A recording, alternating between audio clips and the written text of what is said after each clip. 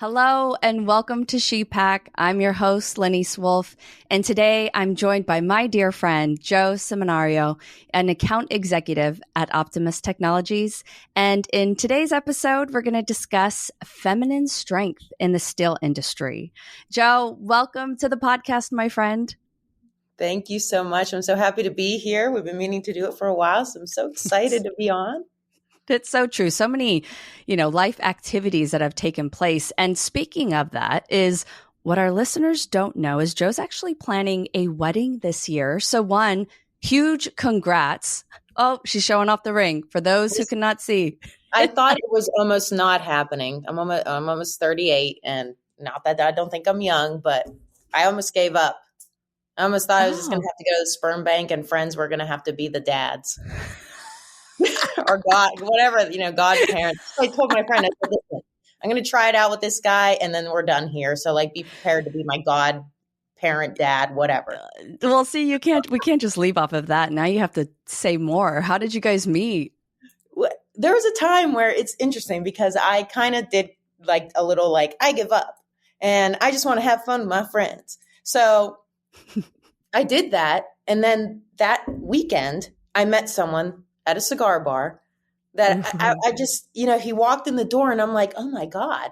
I told my friend, I said, I like this guy. He's interesting. And she made it her life mission to find a way to talk, to him. So then I could meet up with him as well. And it was just unbelievable. And it's true what people say, unbelievably, because I kind of let this little thing go. But when you know, and that, it's interesting that is the case. I never believed it. When I was little, I believed in all this fairy tale stuff, Cinderella, blah, blah, blah. But later I'm like, nah, that's not true. But yeah, he walked through the door and I'm like, this is it, man. And he felt the same way. That's amazing. Well, and you know what? I'm with you. I saw my husband at 16 years old and I was like, yeah, he's the one.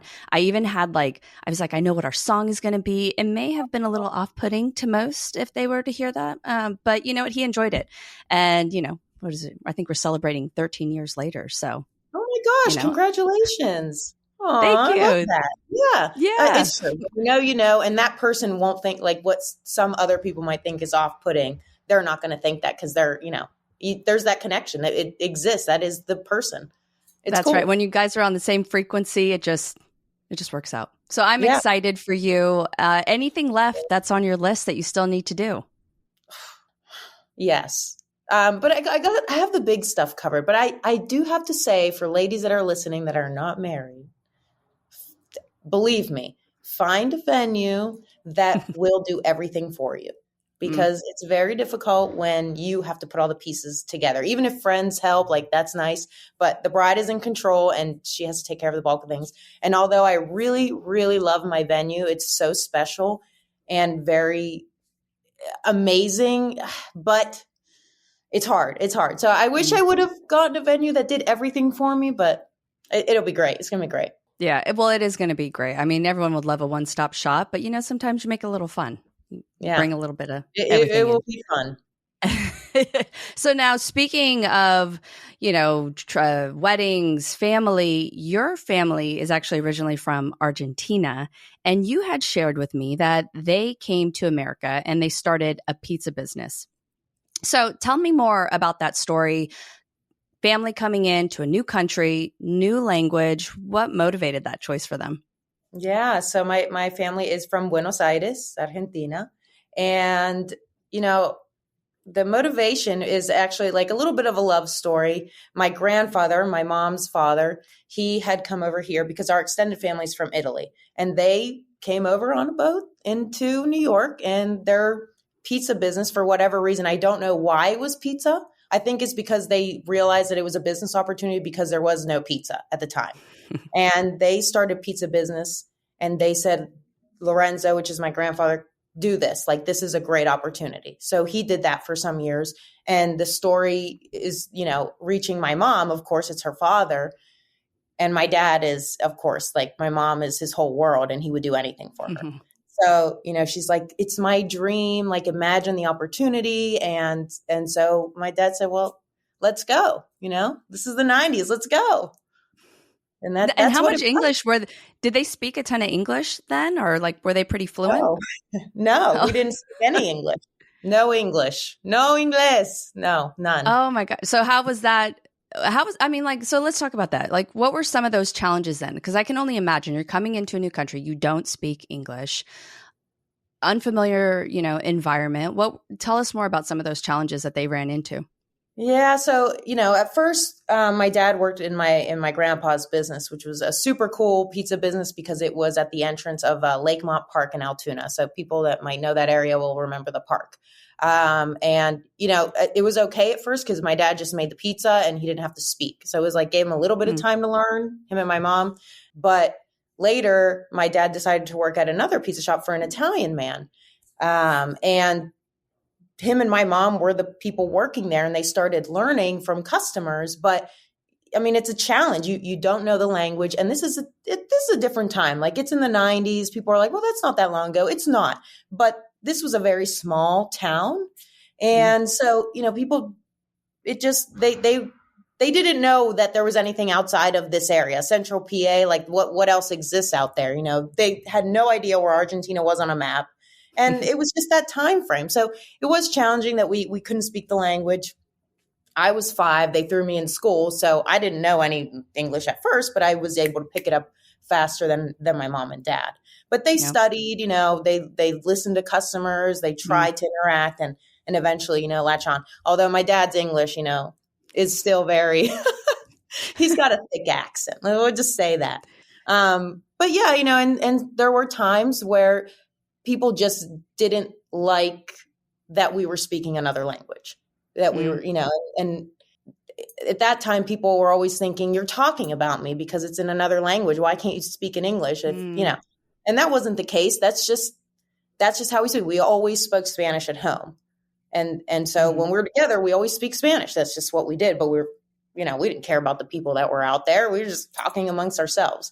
So not horrible, but yeah, it's challenging to not know the language. Yeah. Well, tell me this. So you mentioned that you were 5 when you had come over, you had gone to school, but how did coming to a new country shape your earlier experiences and perceptions? I'm just a completely different, like I would not have been the person I am today living in Argentina. Argentina makes you grow up faster. You see little kids and they're Mm, just, it's not just about smarts. It's everything. They know how to handle situations that we don't learn mm, until, I'm playing with Barbies at 13, man. And they're ready. I mean, like they're ready out mm, there doing stuff, maybe working, it's just a different life there because mm, it's a difficult place to be, and we weren't mm, rich people or anything like that. My family is very, very hardworking. So the opportunity to go to school and college there, well, mostly college, it's a little bit more difficult than it is here. So, mhm, people have to start working as soon as possible. mm, And I mean, just from little kids, they're ready to go. And it's different. I think I I'm very appreciative of the opportunities that being in America gave me because I don't think mm, I'd be the same person. I may have not gone to college. I may have had a kid at 20 years old or younger, and that's not, what I want. Like I would never want that now. mhm, So I think my whole life would have been completely different staying there. mm, mhm. Now, and I think about it because if my family had owned a pizza shop, I'm just trying to think like, what was your role in all of it? Now, if my family had me make or putting pizza in a box, I would have been eating it the whole time because I have a palate of a child and just like my favorite food is pizza. But what role did you play? It's so good. Pizza is so good. So eventually my dad did get his own pizza shop. He bought one of the franchises off this gentleman, the Italian gentleman, and another very small town. Similar challenges, like why can't you speak English? Mm, But the town came to love him so much and his loudness and his accent.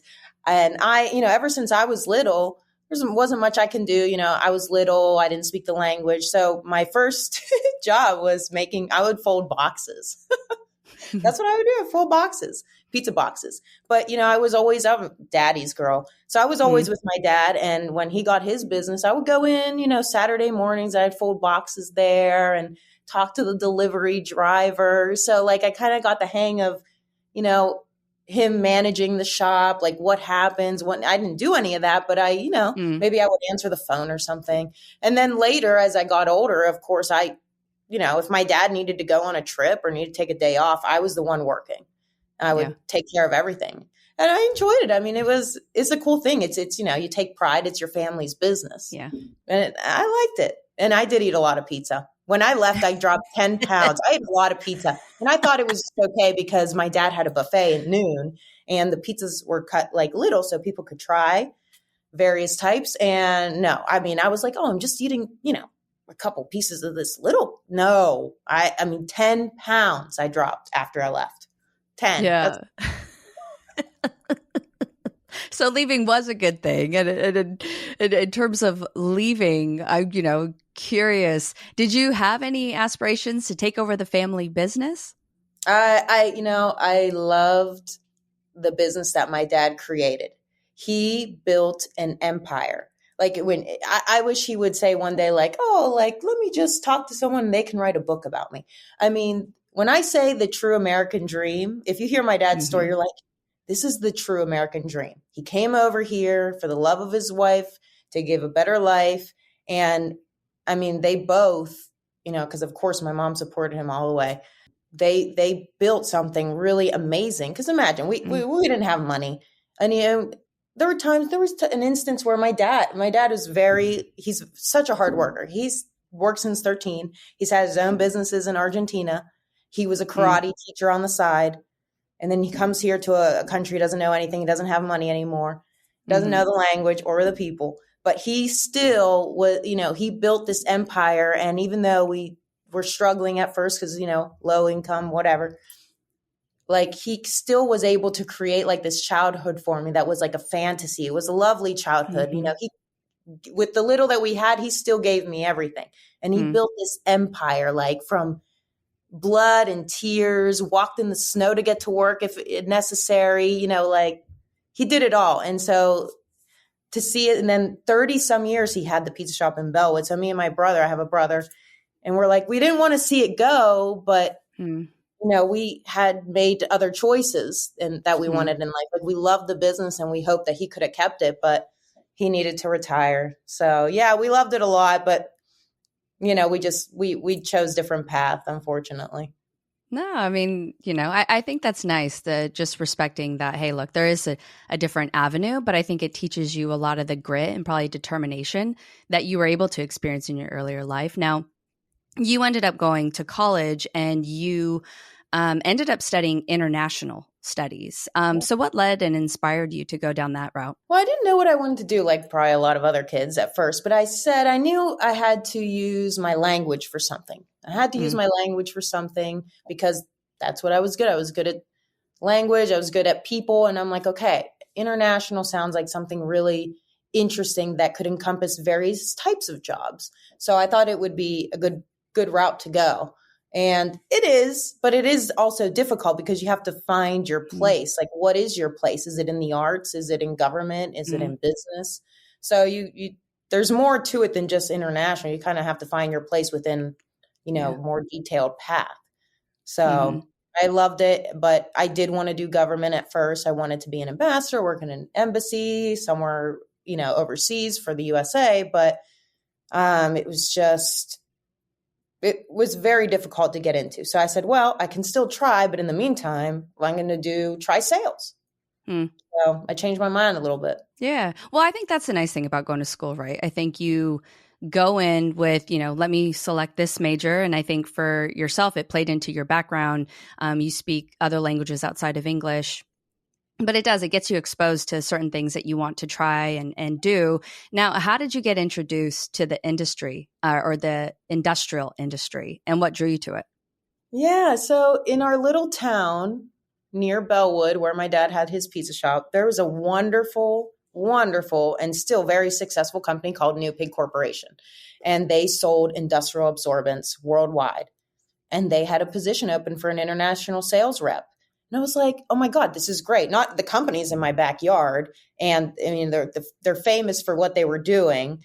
So I'm like, well, I'll apply. I mean, a bilingual sales rep. I mean, it was screaming my name. So I wasn't like 100% sure like exactly how the product worked or where it went or what happened, but I was like, who cares? So I applied and, I got the position, of course, because in that area, small town and everything, it wasn't so easy at the time to find bilingual and bilingual speakers. So I got the job, and then I was introduced to giant paper towels for cleaning up oils and like chemical spills in factories and different things. Yeah. That's how it was. That's pretty awesome. Well, and I mean, like most industries, they are male dominated, but I think even more so in the steel industry, pretty male dominated. So what were some of the initial challenges you faced, and how'd you overcome them?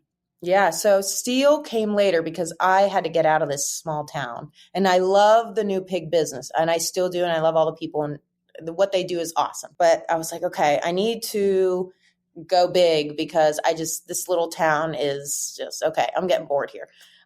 So I said Pittsburgh because Pittsburgh was close. I could still be close to my family and enjoy like big town life. And so I started looking and looking and looking. And I'm like, man, international in a big city, you think it would be easier. And it wasn't. Well, one day I'm just relaxing on a Sunday and I'm pulling my Indeed out, scrolling, and I see this job. Paneer Corporation, international sales rep, bilingual, need Spanish. I said, this is my job. I said, this is my job. I am getting it. And I put my resume in, and someone called me on Monday. This was Sunday, called me on Monday. I'm like, this is my job. Do you understand? Like, you need to give me this job. And they did. And, I spent 8 years of my life there, and I love them. They're my family. They're my Pittsburgh family. They're all invited to the wedding. So steel industry. So international is what I took care of. And even in the US, steel is manly. Steel is manly. So I'm like, oh my gosh, first of all, what does this company even do? And then we'll get to the men part. So they make identification equipment. They they identify steel as it's being made, as it's being born. Very amazing process. So you go to these countries, and I mean, no, you're not going to see a woman. So I'm like, oh man, like they're going to think this girl, young, the hair to the butt, oh my God, like you're not going to take me seriously. And maybe at first they didn't, but I was with my boss, he was a very experienced gentleman. And so, there was respect there because he was there. And I'm like, I want to be this guy, like eventually I'm going to be this guy. I am. But now I just have to be this girl that doesn't understand anything, and she's just learning. And I just, I wouldn't say I felt challenged because I'm like, okay, I have to learn something. I have no idea what this is. I didn't feel like challenged by the people there. I just was honest. And I'm like, yeah, I don't know anything. Like, show me around, guy. And believe it or not, I got the best tours. We went to places that typically you probably aren't allowed to walk through. It's a dangerous place, but they're like, we're taking this girl. We're going to impress this girl. And they would take me all over the mill. Me with the long hair. Like at first I didn't even know the etiquette. You got to put your hair up, put it in the helmet. But me, I'm like, I put my helmet on. I put a big sticker on it that said my name, like my hair was out, and I didn't care. And they didn't care either. They just, they were just excited to have me. And they taught me all kinds of things, like all of the customers. Mexico, I think, is my favorite country. And they really treated me like a queen. They would give me the deepest tours. I'm like, wow, it was amazing. So it was challenging to learn something completely new. And like me, myself, I felt a little bit like, oh, like I don't know anything. And thank God my boss is here. And I was like, but I'm going to get there. And I did. Yeah. I mean, I did. Eventually it was all me. Like I was the main contact. So I earned it. No, well, that's awesome, because for those who cannot see Jo, she has beautiful, beautiful long hair. And as you were saying that, I'm like looking at it because I just chopped my hair off. And now I'm like, man, now I wish I had my long hair back.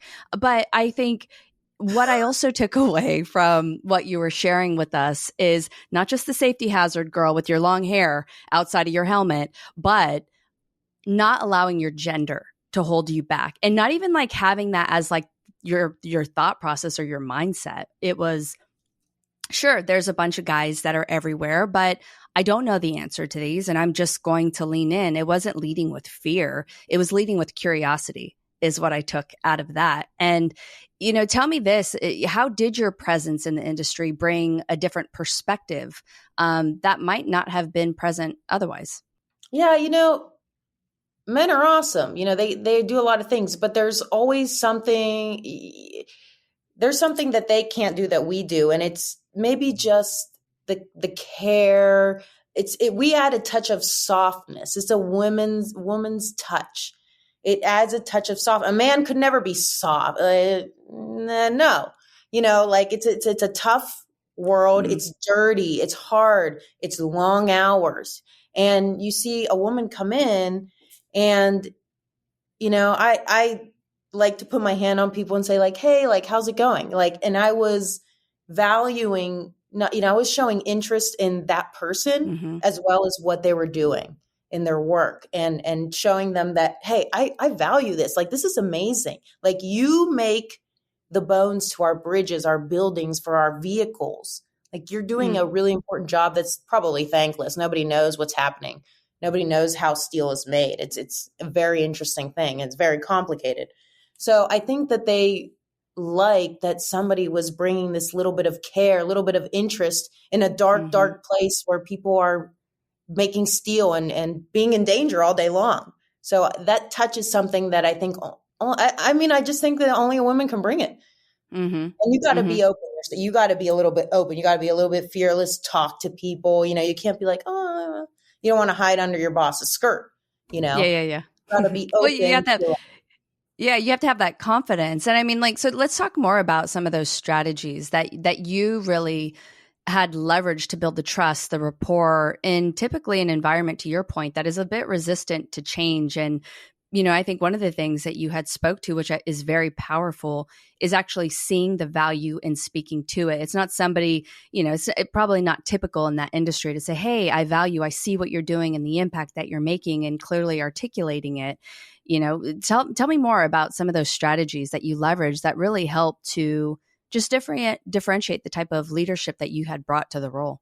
Yeah. So my boss always taught me, like, there's nothing that can substitute being present with these, with these prospects and clients. And so, I tried to make the most out of the time when I was visiting them. If we could take them out to dinner, which usually you couldn't, a lot of places consider that a bribe.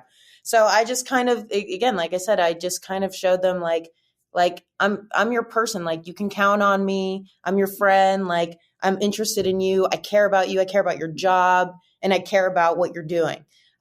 So, I would reiterate that in presence. And then most of the time we spent over email or phone. And my strategy was just like, listen, I will help you as much as I can. And when I can't, I will try and find someone else who can. So they knew they could trust me because I was quick to respond. I would never leave people hanging, even if it was just say, hey, I don't know the answer to that, but let me find out. Let me see what I can do. Can I send you this? Can I do this? So people knew they can turn to me. They could send me WhatsApps. International people love that WhatsApp messenger application. So they would, they felt confident enough to WhatsApp me, call, email, and they knew they would get a response. They knew that there was going to be action. And, it's not right. You don't earn that right away. It comes with, some years before people trust and know that, hey, like, this person is just not my salesperson. She's become like, there's a personal connection. And I don't know if that's maybe more an international thing. The international people are they're personal. They want to be friends. They want to build a relationship more than just the business. Like, don't look at me as a dollar sign. I'm a person. So that's what I showed them. Like, hey, no, I want your business to go well. I want you to be the hero. Like, let me help you be that person however I can. And people, I left with a lot of love. When I left that position, I loved everybody, and I was sad. I left crying. And I keep in touch. And even with some customers, I keep in touch. Yeah. Well, I think that's awesome of just one, embracing the cultural differences and recognizing them. And I think being that advocate for them, it's almost like you were in the service of really understanding before being understood. I feel like a lot of times people have their own, they have their own agendas, and it was probably a nice breath of fresh air.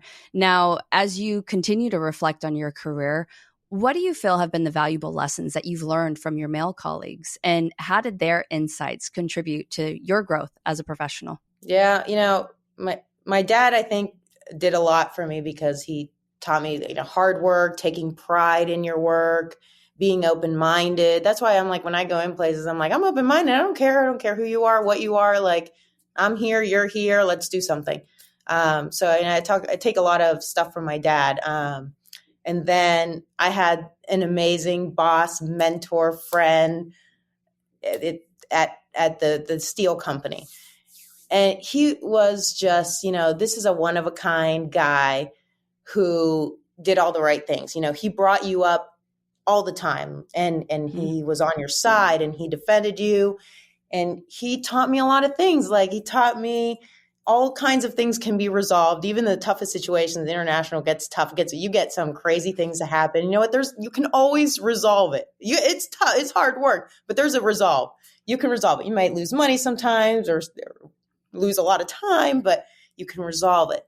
And he also taught me, like, go rogue. Sometimes you got to go rogue. You got to bust away from the rules because that's just how it is, get things done. You got to be a little bit rogue sometimes and apologize later, whatever. Mm-hmm. He also taught me things like the value of just being human. Where we went, we're talking dirty, and that's who we were. We would get dirty with everybody. We wore our steel toe boots. We had our anti-inflammatory coats, our helmets, we had everything. We were ready. We were ready to be one of those people. We weren't coming in fancy dresses and going to see the officers at the executive, like the penthouse.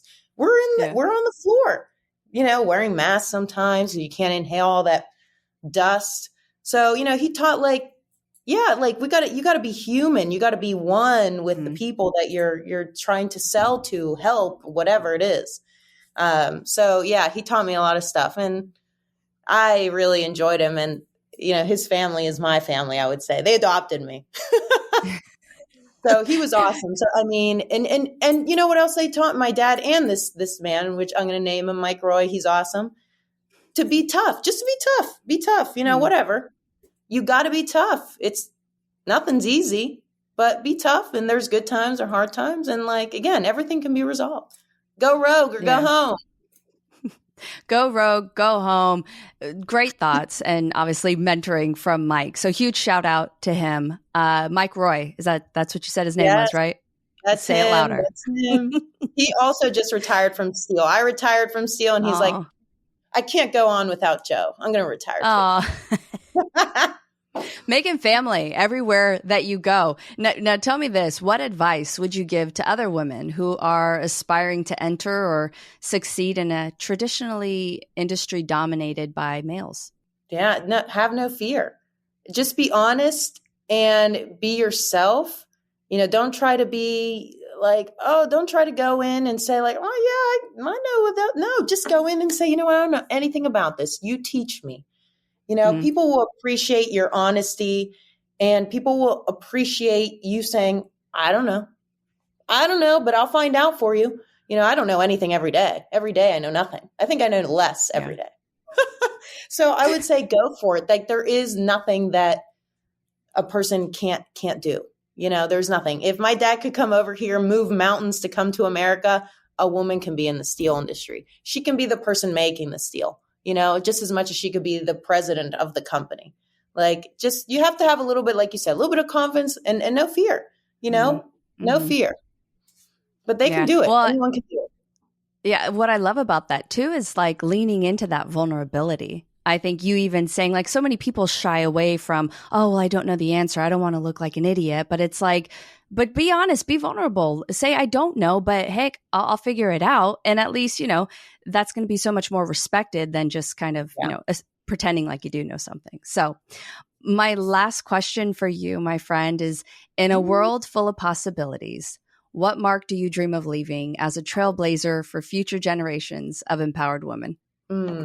So people are going to laugh because I've been in, a lot of industries with the men, with the women, now I'm doing climate tech, but I am a huge home person. I enjoy family traditions and all of those old timey things. I think inside I'm like a little old lady that's like has a little scarf on and rolling out dough. I actually do a lot of handmade doughs and everything.